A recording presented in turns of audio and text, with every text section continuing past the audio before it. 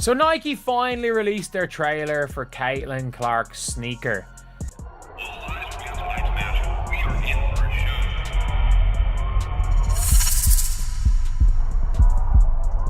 Clark and Nike are officially dropping Caitlin Clark's Indiana Fever player-exclusive Kobe 5s in just a couple weeks. So this shoe was first seen being worn by Caitlin and was thought to be a colorway made just for her up until just a couple days ago, where Nike's official images of the shoes got leaked and the announcement was made saying that everyone will now have a chance to. Finally, after months of awkward silence, half-hearted marketing, and missed golden moments, Nike has stepped up and done something that actually makes sense. They gave Caitlin Clark the commercial she deserved, and not just any ad, a full-throttle, soul-shaking, goosebump-inducing statement of intent. The second it aired, the internet caught fire. You could practically hear the haters gasping from behind their keyboards, their fingers trembling as they scrambled to tweet their outrage, the tears flowing. We got something for Caitlin. We got Mamba Caitlin.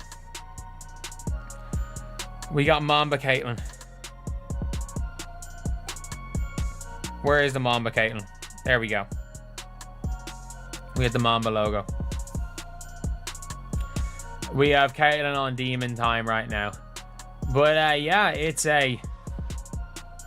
good to note that they finally announced it as Caitlin's, as a Caitlin logo. Or sorry, as a... Now, people felt the type of way, you know, about Caitlin Clark getting these PE shoes. A lot of people felt as if she should have her own signature shoe, which she should. She very should. But guys, no one had... I don't think there's any player that got a Kobe PE, bro. Like, do y'all know who Kobe was in the basketball world, bro? I'm just saying, like, Kobe didn't, like, allow, even his family, I'm pretty sure, is not just going to give his signature shoe to just some anybody. You know what I'm saying? Like, other... The salt poured thick enough to make the Dead Sea blush. You would have thought Nike declared war on the WNBA establishment. But no, all they did was embrace the obvious. Caitlin Clark, the storm, the spectacle, the star, finally presented like the generational force she is. Nike dropped a Kobe-inspired masterpiece. The moment Caitlin laced up those player edition Kobe 5s, her eyes transforming into razor-sharp serpent slits. You could feel the shift. It wasn't just a commercial, it was a coronation, a passing of the torch from one killer instinct to another. The torch that Kobe once held like fire in his veins, now resting in Caitlin's hands. And for once, Nike didn't hold back. Your stock price since 2021, it is down nearly 60%.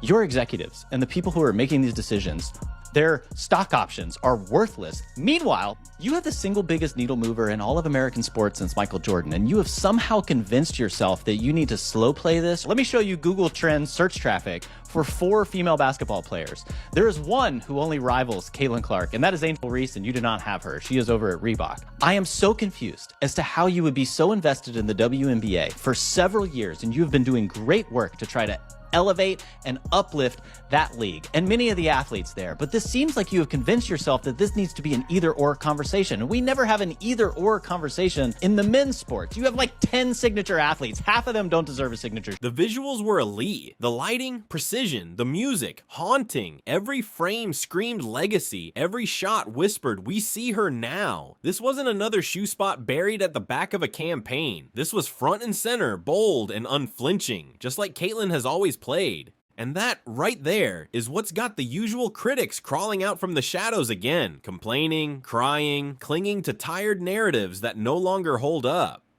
Why her, they ask. Why now?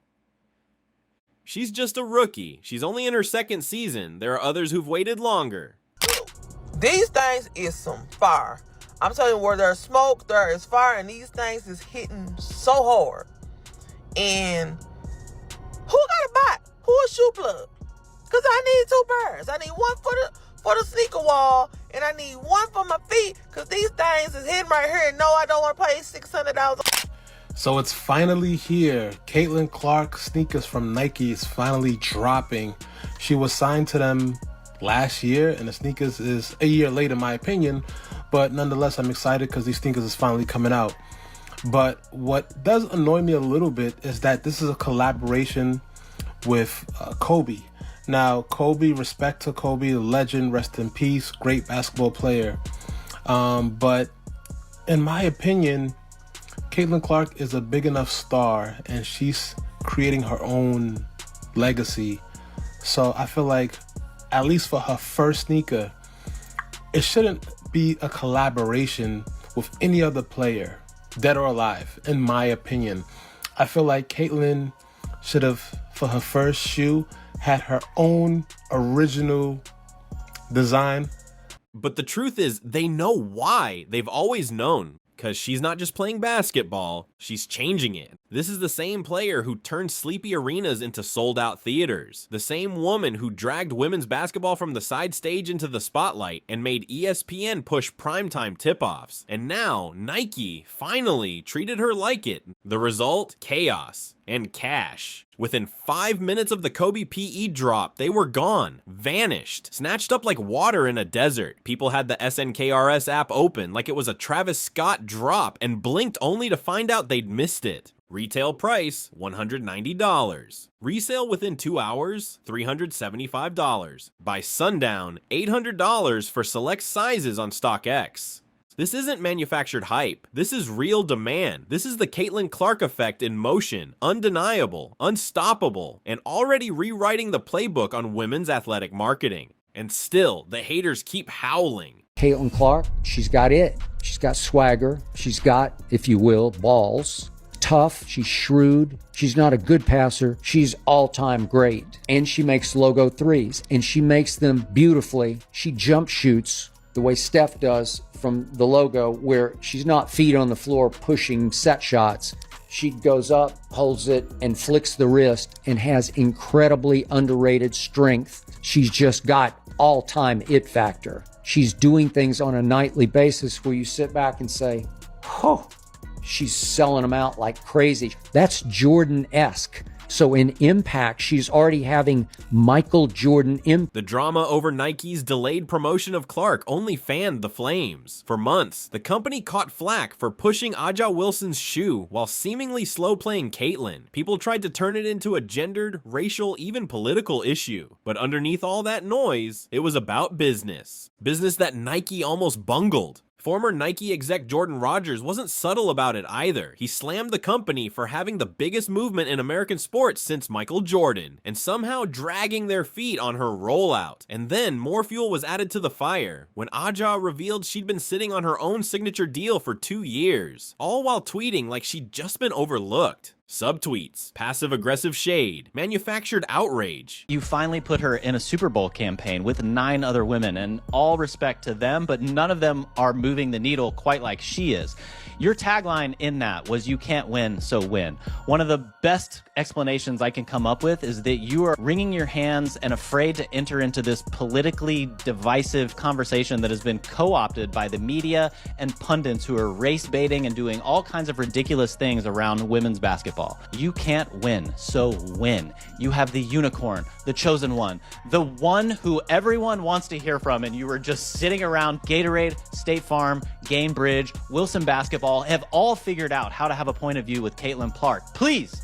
Initially, I thought that these might not perform well, but just wait until I show you the stock numbers on these. Not only that, but apparently her jersey is in high demand too after she publicly defended Angel Reese. I didn't think that this colorway was going to do too well at first, but pre-sale is saying otherwise. These are currently pre-selling for over $300 and the retail is only $190. They drop on June 30th and the total stock on Nike US is just 13,000 pairs. For comparison, the Kobe 5 Eggplant had just 30,000 pairs on Nike. It was messy. It was petty, but that's what happens when someone new breaks through the ceiling. Caitlin Clark isn't just a player. They've all finally realized she's a movement, and the world doesn't know how to handle her. Nike, at long last, does. This commercial wasn't just flashy visuals, it was a public declaration. Caitlin Clark is not the future. She's the present. She is the main event, not the side act, not the co-star. Her signature shoe is already rumored to drop later this year, and if those Kobe PEs are any indication, it's not just going to sell, it's going to explode.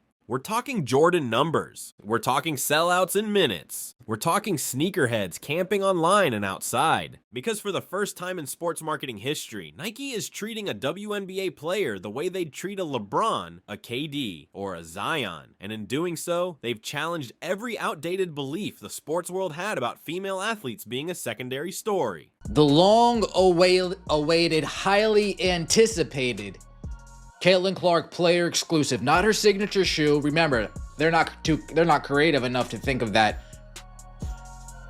But that should be coming out in a few months as well. But the player exclusive, they're starting to give it the push. This is the rollout. We got a clothing line coming before the holidays. Let's see how many resources Nike puts behind Caitlin Clark now that we're going to start getting some of her merchandise coming out. And fans are indeed highest viewed so far on NBA TV, 624,000 folks. We're talking 3 times the amount. We are talking 2 times the amount on a random channel called NBA TV. What's it going to take for these other games' viewership to start? Remember this, only 0.4% and less than half of 1% of all sports sponsorship dollars go to women's sports. Nike just lit that number on fire. With this one ad, they've told the world Caitlin Clark is worth the big bucks, the prime placements, the billboards, the full production crew, and they backed it with a $28 million 8-year deal that's starting to look like the biggest bargain in sports marketing history. But here's the thing, this isn't just about money, it's about movement. It's about recognition. It's about erasing the invisible line between male superstar and female afterthought. Clark is bridging that gap and dragging the WNBA with her. The data backs it all up. Games without Caitlin, 414,000 average viewers. Games with her, 1.09 million. Attendance without her, 7,645 fans. It's good to see that not only Nike are doing this, but Nike actually are willing to say, you know what, yeah, we'll give Caitlin her PE. We'll give Caitlin her PE. And I wonder what way the Hatelins are going to twist this. I wonder what way. Pretty sure you have. Nike has released a new Caitlin Clark commercial, and they made it their business to show love and show out for none other than CC. Now, we know fans has definitely been in odds with the company ever since signing Caitlin Clark. A lot of people feel as if they put Caitlin Clark on the back burner. I don't know, man. I'm a Nike fan. I know a lot of people gonna disagree with me on this, but I think Nike was strategic with their Caitlin Clark growth. People could be mad about it or feel whatever way they feel about it.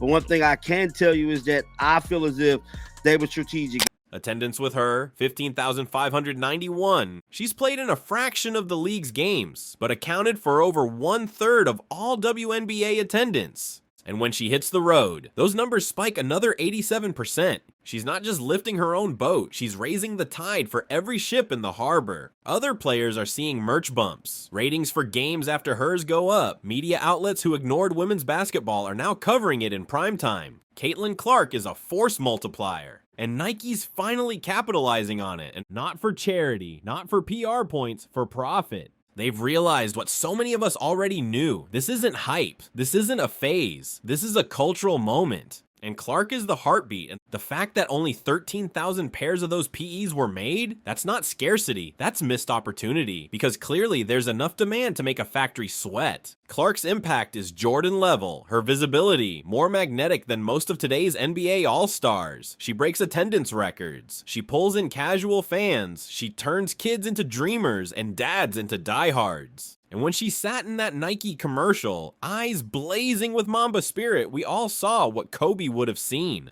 A killer, a leader, a phenom, and above all, a worthy successor. She's been wearing Kobe's since college, called them her magic shoes, her babies. She didn't fake the passion in that ad. It's in her DNA. That commercial didn't just connect her to Kobe's legacy, it extended it. Now she's building her own. When her signature shoe drops later this year, there will be headlines, and backlash, and think pieces. There will be critics claiming it's too soon, too much, too fast. But just like with those sold-out Kobe's, the numbers will speak louder. Every time she steps onto a court, the scoreboard breaks. Every time she posts, the feed catches fire. Every time she moves, the market moves with her. Nike's finally surfing the wave they should have caught months ago, and in doing so, they've done something bigger than just sell shoes. They've set a new standard for how you recognize, respect, and reward generational greatness in women's sports. Caitlin Clark isn't just part of the future, she's rewriting the present. So let the haters keep whining. The rest of us, we're watching the greatest rise unfold in real time, and we're just getting started.